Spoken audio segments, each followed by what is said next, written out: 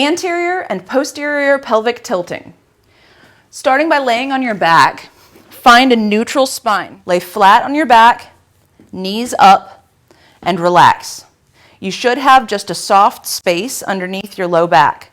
From here, you're going to recruit your low abdominal muscles, external obliques, and rectus abdominis to create a posterior pelvic tilt, pressing your lumbar spine down into the ground.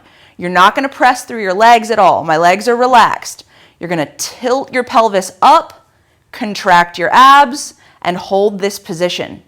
My lumbar spine is pressing down into the floor, my rib cage is flat, and my pelvis is drawn up. From this position, you'll move into an anterior pelvic tilt. So you'll reverse the movement, drive down the floor, aiming your pelvis down.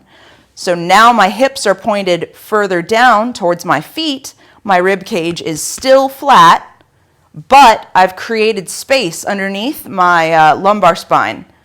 And I'm recruiting the lumbar erectors, the muscles along either side of my spine in my low back. I can feel the tug.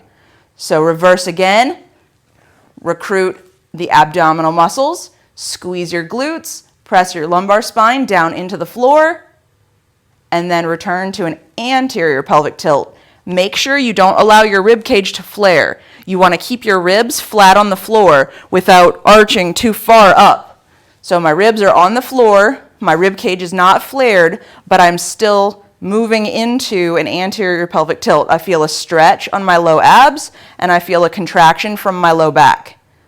So posterior from this position, posterior, and anterior.